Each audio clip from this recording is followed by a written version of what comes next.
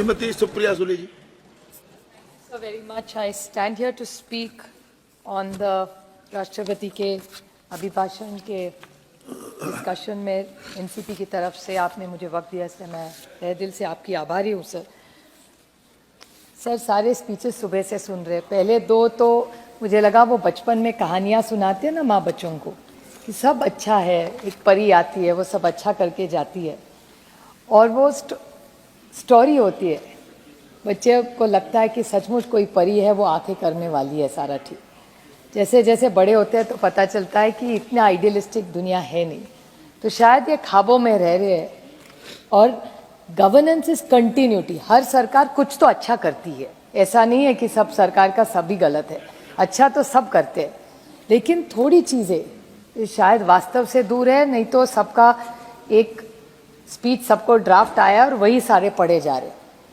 There is nothing new, even in the budget speech and the honorable president speech. The draft was almost similar. पता ही नहीं चला कौन सा budget वाला है कि कौन सा प्रेसिडेंट स्पीच है, क्योंकि हर में 10 साल का हिसाब है, अगले इस साल और अगले साल का हिसाब तो है ही नहीं उसमें। और इतनी सारी कॉन्ट्रडिक्शंस है जो कार्ति चिदम्बरम जी ने जो कहा, high on symbolism and low on substance. Everything is optics and everything is event, और वो इवेंट खत्म हो जाता है, लोग भूल जाते हैं। सर आपको याद होगा जब ये सरकार आई थी तब उन्होंने एक संसद ग्राम योजना शुरू की थी, उसका क्या हुआ पता नहीं। मेरा अलग है, मैं आपको समझा सकती हूँ, आपका बारी होगी तो आप समझा दीजिए। संसद ग्राम योजना 10 साल से मैंने कहीं नहीं, कहीं कभी किताब दिख जाती है किसी एक दो सांसद की, लेकिन आगे कितने गांव हुए, इसको क्या हुआ। शौचालय की बहुत सारी बातें हुई सर, शौचालय बने जरूर बने होंगे, लेकिन कितने ऑपरेशनल है ये किसको भी हिसाब किताब नहीं है। जब आए थे स्वच्छ भारत, इसमें सारी राज्य काम करते हैं, उसका डेटा नहीं है। आप कहीं भी दुनिया घूम लीजिए सर। रेलवेज में हुआ है बदलाव, रेलवेज पहले से साफ हुई है, हाँ हुई है, there I can say that. जो अच्छा है उसको अच्छा बोलेंगे, लेकिन इस देश में कचरा कम हुआ है, कूड़ा कम हुआ है, नहीं हुआ है सर। तो ये जब ये जो काम होता है ना सिंबलिज्म में होता है और substance really is low. It's not, I am just being very pragmatic and as optimistic I'd like to be, because ये देश जितना आपका है वो हमारा भी है।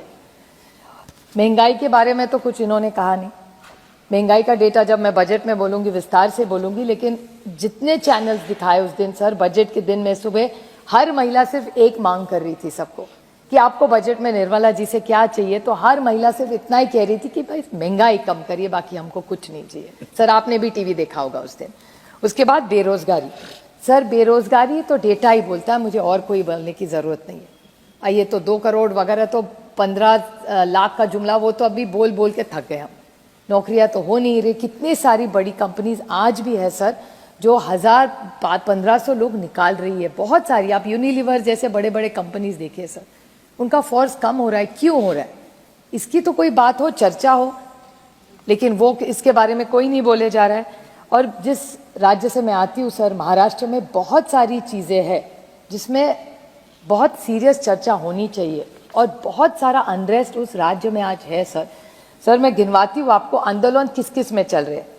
आरक्षण का आंदोलन महाराष्ट्र में हो रहा है, आशा वर्कर और आंगनवाड़ी हमारी भगिनी वो आंदोलन कर रही है, डॉक्टर्स आंदोलन कर रहे हैं, टीचर शिक्षक आंदोलन कर रहे हैं, तलाठी की नौकरी का पेपर लीक हो गया, आंदोलन चल रहा है।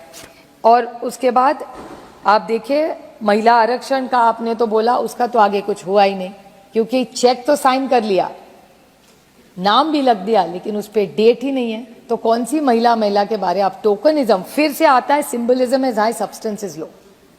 आपने प्रेसिडेंट करवा दिया, अच्छी बात है, अच्छी बात है, हमको भी अच्छा लगा जब प्रेसिडेंट एक महिला बनी, लेकिन उसके बाद महिला आरक्षण का क्या हुआ? कुछ नहीं। हम तो यहीं तो बैठे थे, दोनों हाथ से ताली मारे थे, अच्छी बात हुई। फिर मेरे दोस्त मनीष तिवारी ने बोला सुप्रिया ये जुमला है और एक उस पर डेट ही नहीं है, तो वो तो इस साल तो नहीं हो रहा है। उसके बाद आप देखिए दवाई हमारे यहाँ, उसमें भी महाराष्ट्र में गड़बड़ है।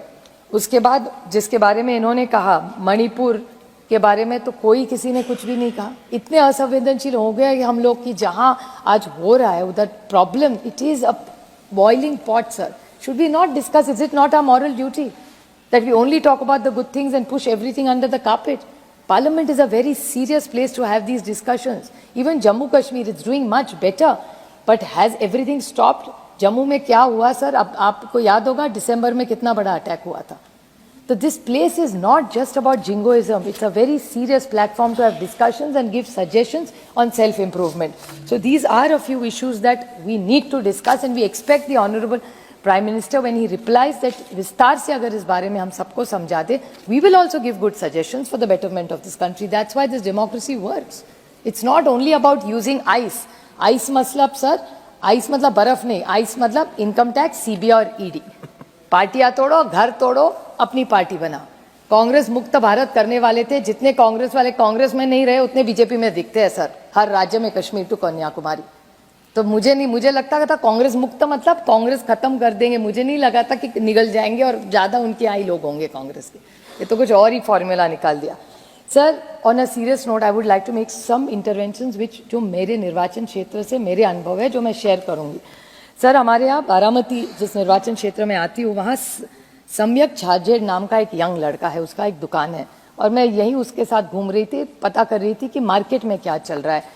अनएम्प्लॉयमेंट कम हो रहा है, महंगाई, मिडिल जो इन्वेस्टमेंट्स आ रही है उसका क्या हो रहा है, क्योंकि जो मिडिल दुकान जा रहा है सर, उसका क्या हो रहा है, उसको कैसे पैसे मिल रहे हैं, उसका कैसा ड्रॉप हो गया है, 25-30% उसका बिजनेस कम हो रहा है. तो क्यों हो रहा है? तो ये समझ है कि मैं दुकान में गई थी और वो बोल रहा था कि उसके यहाँ 2-3 साल पहले बहुत अच्छा चल रहा था, because there was no rural distress, लेकिन शादी के कपड़े वहाँ मिलते हैं सर. और उसने कहा 30-40% अभी धंधा कम हो गया, उसका बिजनेस कम हो गया है इस दुकान में, क्योंकि there is rural distress. Where is the rural distress? मतलब किसान को अगर पैसा नहीं मिलेगा, सब बोल रहे 6,000 रुपया. सर, 6,000 रुपया उसको मिलता है हर साल, लेकिन इसका मतलब नहीं है it has not doubled his income. जो प्याज के बारे में अमोल कोल्हे जी बोले, दूध के बारे में भी वही हाल है सर, सोयाबीन के बारे में वही हाल है. आप पैन इंडिया देख लीजिए sir, it's a very serious issue, it's an agrarian crisis. तो अगर इस सरकार को सिर्फ 6,000 रुपये से नहीं हल होने वाला, ना ये माइक्रो कुछ बोलते, पता नहीं क्या क्या बोलते हैं, टेक्नोलॉजी सर, और इतनी आगे बढ़ गई है कि आर्टिफिशियल इंटेलिजेंस में ये तो सिर्फ वो नैनो फर्टिलाइजर्स में अटके. मेरे निर्वाचन क्षेत्र में माइक्रोसॉफ्ट ने आके बहुत अच्छा प्रोग्राम करा है. वो इतना सा छोटा सा चिप होता है, वो डाल देते हैं उसके, वो किसान डाल देता है और वो मोबाइल से पता चलता है कितना पानी डालना है, कितना फर्टिलाइजर डालना है. तो ये जो नैनो का बोल रहे हैं वो तो पीछे रह गया, हम तो और आगे पहुंच गए आर्टिफिशियल इंटेलिजेंस में, कनेक्टेड टू फार्मिंग सर. बहुत अच्छा उसमें काम लग रहा है, लेकिन उसको जब तक भाव नहीं मिलेगा उसका इनकम डबल कैसे होगा? प्याज का आप देख रहे पॉलिसी यू टर्न किया है. मैं तो पीयूष जी को बोल बोल के थक गई कि प्याज का एक्सपोर्ट आप मत रोकिए. वो भी इथेनॉल ने भी यू टर्न किया. थर्सडे को बोले इथेनॉल का बहुत अच्छी पॉलिसी करेंगे, एनकरेज करेंगे, फ्राइडे को बैन कर दिया. तो फिर आप वो गन्ने का किसान का क्या होगा? उसकी कैसी घर कैसे चलेगा? उसके बच्चों की फीस वो देना चाहता है, दवाई लेना चाहता है, अच्छा जीना चाहता है. डबलिंग ऑफ इनकम फार्मर्स नहीं हुआ है सर, आप डेटा चेक कर लीजिए. तो we need to discuss this, we need to address. ये जिंगोइज्म से हल नहीं होने वाले प्रॉब्लम्स. उसके बाद एसपी बघेल जी ने कहा कि सिलेंडर की उनकी बड़ी स्टोरी उन्होंने उनकी माँ की बताई, बहुत अच्छी थी वो. उन्होंने भोगा है, उनकी माँ ने भोगा है और सिलेंडर आ गया, अच्छी बात है. आप सर बताएं, मेरे निर्वाचन क्षेत्र की बात, इंदापुर में झगड़ेवाड़ी नाम का एक गाँव है. मैं हर गांव में घूमती हूँ. तब मैनाबाई नाम की एक सीनियर लेडी थी. मैंने उसको पूछा आपको सिलेंडर मिला? सेड हाँ मिला. तो उसका क्या करते हैं? ऐसे मैं नहीं यूज़ करती. मतलब क्यों नहीं आप मैनाबाई करते? से बहुत महंगा है ताई, 6,000 रुपया मुझे मिलता है, उसमें का 1,000 अगर सिलेंडर में डालूँ तो खाऊंगी क्या? बच्चों को क्या खिलाऊंगी? तो आज आप मानो या ना मानो सर, वो कह रहे थे उनके भाषण में एसपी बघेल जी कि महिलाओं को बहुत अच्छा चल रहा है. सर, आप इंडिपेंडेंट आप देख लीजिए, और मैं गवर्नमेंट को भी रिक्वेस्ट करूंगी कि आप पता करिए कितने सिलेंडर रिफिल होते हैं. उज्ज्वला योजना, the intent of the government may be very good, I am not taking it away from the government, but refill कितने होते हैं? और मैं 10 साल, इनको आदत है कि पहले क्या हुआ, अरे फिर इस हिसाब से हमारे टाइम में तो 450 रुपया था सिलेंडर का भाव, आज तो 100,000 रुपया का हो गया. तो महंगाई तो बढ़ी ना. और सो क्या हो गया फिर? और आज आप देखिए, आप आशा वर्कर के मीटिंग में चले जाइए सर. मैं खुद हर आशा वर्कर और आंगनवाड़ी सेविका, जब उनका आंदोलन चल रहा है, उनको 10 बार मिल चुकी हूँ. मैंने पूछा आप चूल्हे पे खाना पकाते हैं कि सिलेंडर से? तो आधी बोली मिक्स करती है, क्योंकि हस्बैंड भी है, दोनों मिलके करते हैं तो जल जाता है. लेकिन जो अकेली महिला है वो नहीं कर पाती सर. क्योंकि महंगाई है, आप मानो या ना मानो, यहाँ नहीं मान सकते, घर जाके आप भाभी से पूछ लीजिए, भाभी बता देगी आपको कितनी महंगाई बढ़ी है इस देश में। तो महंगाई का तो इशू है, और जो एसपी बघेल जी कह रहे थे वो थिंक है, उनका एक्सपीरियंस बड़ा अच्छा होगा, लेकिन ग्राउंड रियलिटी वैसे नहीं है। सिलेंडर का दिक्कत है, Ujjwala Yojana has not done as well as the government likes to claim it is. उसके बाद आयुष्मान भारत के बारे में बोले, again I am not taking away from the intent of the government, intent बहुत अच्छा होगा, लेकिन इंप्लीमेंट तो होना चाहिए। फिर से वो हो गया अगेन जिंगोइज्म। आयुष्मान भारत में मेरे निर्वाचन क्षेत्र के मैं आपको 10 उदाहरण दे दूं सर, आप भी फील्ड पे बहुत होते हैं, आप पता करिए आयुष्मान भारत के कितने लोगों के पास कार्ड है। मैं आपको एक उदाहरण में बोल दूं, हमारी एक महिला है जिसका नाम ये आयुष्मान, ये पुरंदर है मेरे निर्वाचन क्षेत्र में, वो खड़द नाम का एक गाँव है, योगेश पाटिल मुझे सर मिलने आया था, उसके मदर को ब्रेन स्ट्रोक हुआ था, कुछ नहीं कर पाया वो, और उसके बाद आयुष्मान भारत का कार्ड 10 जगह गए, कहीं नहीं चला। उसके बाद गांव के सब लोगों ने पैसा इकट्ठा किया और उसका बिल भरा है सर। तो आयुष्मान भारत, इनको लगना the scope needs to be increased. तो जस्ट 10 हॉस्पिटल करके सब नहीं होने वाला सर। और जो आप मदद कर रहे आंगनवाड़ी और आशा बहनों को, वो अच्छी बात है, उसका मैं स्वागत करती हूँ, लेकिन वो स्कोप अगर बढ़ा चाहिए। तो जो पेंशन भी देते हैं ना, नहीं तो उन महिलाओं की मांग है। आज सुबह आप याद होगा सर, क्वेश्चन आवर में क्वेश्चन था, उसमें उन्होंने सोशल सिक्योरिटी इंश्योरेंस के बारे में आज स्मृति ईरानी जी जवाब दे रही थी आंगनवाड़ी में। तो आंगनवाड़ी में हमारी एक सुझाव है सर कि अगर आप पेंशन दे रहे तो हस्बैंड एंड वाइफ दोनों को दे दीजिए।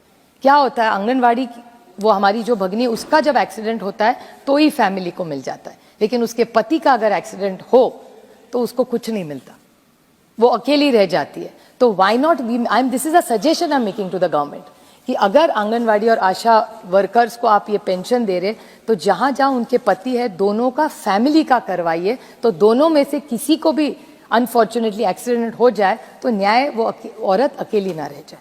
That is my only suggestion to this government, so I will be really appreciating if they look at it sir.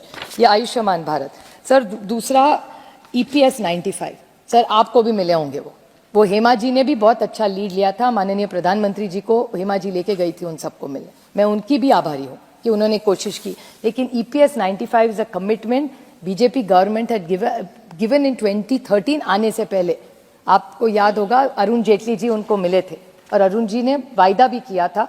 उसके बाद अनफॉर्चुनेटली हमारे साथ नहीं रहे अरुण जी अभी, लेकिन EPS 95 के जो लोग हैं सर, उनको 700 रुपया भी आज नहीं मिलता, उनका हक का पैसा है सर। फिर वो कहाँ गया? सरकार के पास ही तो पड़ा था, विश्वास के नाते उन्होंने EPS 95 लोगों ने दिया था, उसका क्या हुआ सर?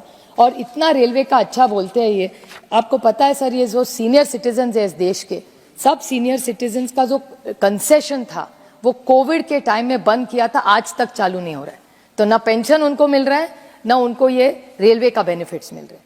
तो क्या करेंगे इस वंदे भारत का? बस जा रही है ट्रेन जोर जोर से सर। और ऑक्यूपेंसी कितनी है वंदे भारत की? मेरे निर्वाचन क्षेत्र में 4 चलती है सर, ऑक्यूपेंसी इज नेग्लिजिबल। आई अर्ज the honourable railway minister who is doing a very good job, but अगर आप जितने वंदे भारत चलाएंगे अच्छी बात है, लेकिन उसके साथ गरीब रथ भी चलाइए सर। और स्टॉपेजेस चाहिए, उनको बहुत लगता है कि एफिशिएंसी बढ़ रही है, लेकिन एफिशिएंसी किसके लिए बढ़ा रहे हैं आप रेलवे की? अगर वो गरीब है, शोषित है, पीड़ित है, वंचित है, वो अगर स्कूल नहीं जा पाएगा, वो किसान नहीं जा पाएगा, वो लेबर वहां नहीं, उसके लिए ट्रेन रुक रही है, तो क्या करेगा उस ट्रेन का? बस देखता रह जाएगा वंदे भारत जा रही है। ये गरीब रथ आप नहीं बढ़ा पाएंगे। हमारी मांग है सर, ये स्टॉपेजेस बढ़ाइए और गरीब रथ भी बढ़ाइए। देश ये गरीब देश है सर। और आप, एक तो मुझे बहुत कॉन्फ्लिक्ट हमेशा होता है, पिछले साल भी मैं बोली थी, आज भी मैं वही बोल रही हूँ कि 80 करोड़ लोगों को आप खाना देते, और यहाँ आप बोल रहे इतने सारे लोगों को आपने पॉवर्टी से बाहर कर दिया। तो ये नंबर क्यों नहीं बदल रहा है? अगर 80 करोड़ लोगों को कंसिस्टेंसी आप अनाज दे रहे, तो then nobody has come out of poverty sir. It's a contradiction. How who has got out of poverty then if you still have to feed them sir? So there is something wrong in this number. So government must clarify where is this contradiction coming from? अनाज दे रहे अच्छी बात है, उसका स्वागत करते, लेकिन एक बार आप बोल रहे कि पॉवर्टी से बाहर बहुत सारे लोग लग रहे, so then how it doesn't match. पिछली बार भी यही नंबर था, आज इस साल भी वही नंबर है sir. So this is a contradiction, this government is full of contradiction sir. One more major point sir, हमारे महाराष्ट्र में जो अब सबसे ज्यादा चल रहा है वो है मराठा, धनगर, लिंगायत और मुस्लिम समाज के आरक्षण का विषय बहुत चल रहा है सर, बहुत लड़ाई हो रही है। और मेरे ख्याल से अभी आपके 200 एमएलए है और यहाँ 300 एमपी। सर एक सेशन बुला के अगर इन सबको न्याय देना अगर सरकार चाहे तो 1 मिनट में कर सकती, लेकिन कर नहीं रही। फिर वही आंदोलन कर देता है, फिर उनको बुलाते हैं। और कॉन्ट्रडिक्शन वहां भी है सर, अगेन जिंगोइज्म। मराठा समाज को उन्होंने दे दिया, फिर धनगर समाज को आपने क्यों नहीं दिया? और मराठा समाज को जो जीआर निकला है it is not getting implemented. Survey चल रहा है, सर्वे की डेडलाइन खत्म हो रही है और वो यहां तो आना ही चाहिए ना। It will need constitutional amendment sir. तो आरक्षण के मुद्दे ऐसे ही चले रहेंगे। गांव गांव में सर आज आंदोलन और मोर्चे लग रहे। Who will address this sir? So it's not as rosy as it looks. Every government does good work, but you have to address major issues. So these are some issues I will expect to get some clarity on. I am not saying who will win. वो तो voter decide करता है sir, हम नहीं यहाँ decide करते। The voter is king, वो decide करेगा कौन कहाँ बैठेगा अगले time. But you have been very kind to us in the last 5 years. I am going to speak again on the budget. Thank you. So there is one more chance for me to speak before, but I appreciate all your patience and I urge the honorable government to be very empathetic. Leadership is not just about being affirmative. You have to be decisive, which is appreciating, but you have to have empathy and you have to have compassion when you lead the country, sir. Thank you.